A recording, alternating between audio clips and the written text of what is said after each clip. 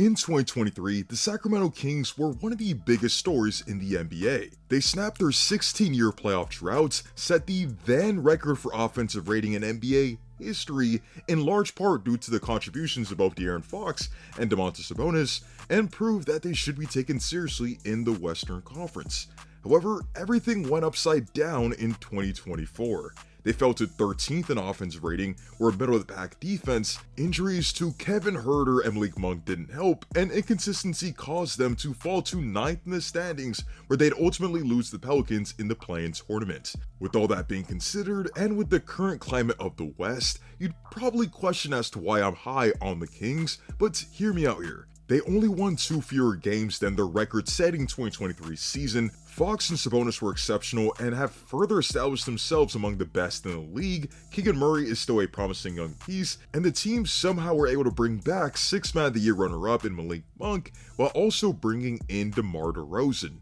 This team doesn't get much hype from the media, but there is a ton of pressure for this team to win in 2025, given how much was invested in the squad, and I'm fully confident this team will be competitive. Before we get into why they will be sure to leave a like on the video, as each like greatly supports me as a creator, and be sure to sub to the channel and turn on notifications for even more content like this. Without further ado, here's why I'm high on the Kings. First things first, the Kings have continuity going into next season, with much of their core having career years in 2024. De'Aaron Fox quietly averaged a career high at nearly 27 points per game, along with 6 assists and 2 steals, while not making an all-star team.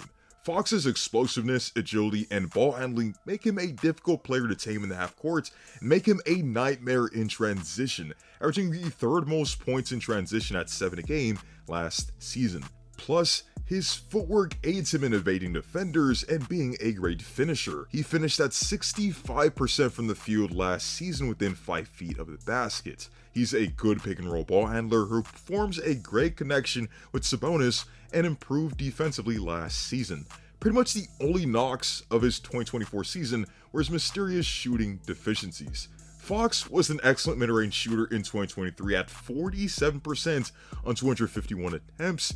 That was even 46% on 215 attempts in 2022.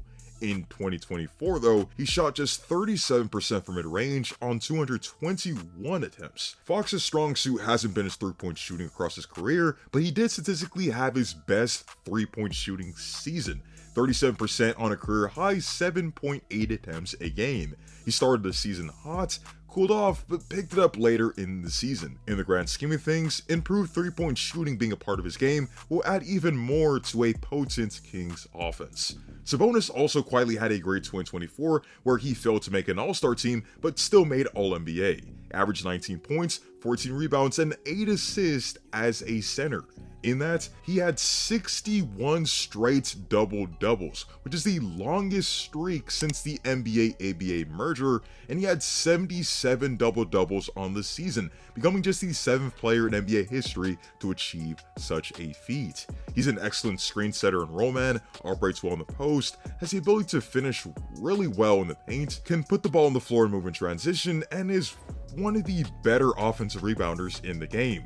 Complementing this duo will be Demar Derozan, a player people might not be sold on when it comes to his fit with this team, but he does add a new dimension to this Sacramento offense. Derozan isn't a great threat behind the 3-point line, but he's another ball handler who can playmake and form a nice pick and roll partnership alongside Domantas Sabonis. Derozan was in the 92nd percentile as a pick and roll ball handler last season, generating 1.06 points per possession and scoring 8.6 points on 50% shooting.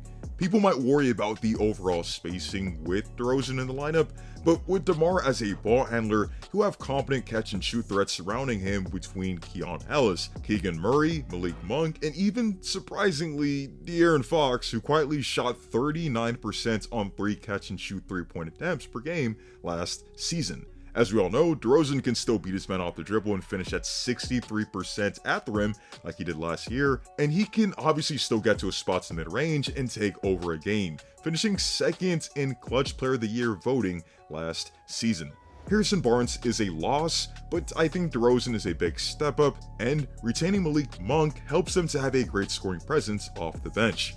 Monk averaged a career best 15 points per game last season, operates well as a creator, shot 37% on catch and shoot threes last season, and is good at setting up teammates, with him getting the third most assists off of drives in the entire league last year, despite just playing 26 minutes a game. Next season, I believe one of the biggest X factors for the Kings will be no other than Keegan Murray, a player that reportedly refused to give up in a potential deal for Pascal Siakam during the season, or any other trades for that matter, and I expect him to have a great 2025. His three-point shooting was down from his 2023 season, but he bumped up his points per game to 15 and showed why the Kings view him so highly. He most definitely is going to act as a catch-and-shoot threat, especially to punish teams on drive and kick opportunities and pull up in transition from three, but we saw him become more comfortable taking defenders off the dribble and attacking the rim, and also attacking closeouts. He's solid moving off the ball, and the next step for him will be to continually improve as a creator, as we saw him do last season. The second biggest X factor for the Kings will be Keon Ellis, given his adaptability as a three-point shooter and defensive impact. The Kings were better defensively with him on the floor, and he'll be pivotal for this team this season. In terms of where the Kings realistically rank in the Western Conference, well, I'm fairly confident in this team as a playoff team. Their offseason additions should improve their offense, and they have a good coaching staff. The problems with this team are mainly their defense and the fact that this team plays in a brutal Western Conference. They don't have a plethora of point of attack defenders, but I don't think this team will be terrible defensively and more likely will be middle of the pack based off what the personnel of this team showed last year. But defense still matters, as we've seen recent champions and teams making deep playoff runs either have great defenses in the regular season and or the playoffs. And as for the West landscape, the conference is so deep that I wouldn't say that there is a huge favorite in the West right now. OKC, Denver, Dallas, and Minnie have to be the core four of teams that should be competing next season, and I think the Kings are just under those teams with potential to rise based off what we see on the floor to start the season and as the season progresses. With that being said, let me know your thoughts on the Kings next season and your realistic expectations for them. Are you a fan of the Demar Derozan signing trade? And where do you place the Kings among the best teams in the Western Conference at this time? Let me know in the comment section down below. Be sure to leave a like on the video, as each like makes a massive difference for the channel. And be sure to check out the other team previews on the channel, as well as my latest two videos on Tyrese Maxey and also the Karl-Anthony Towns trade. Don't forget to leave a like, as each like will transform the channel, and also be sure to sub for even more content like this. To see you all in the next one, stay tuned.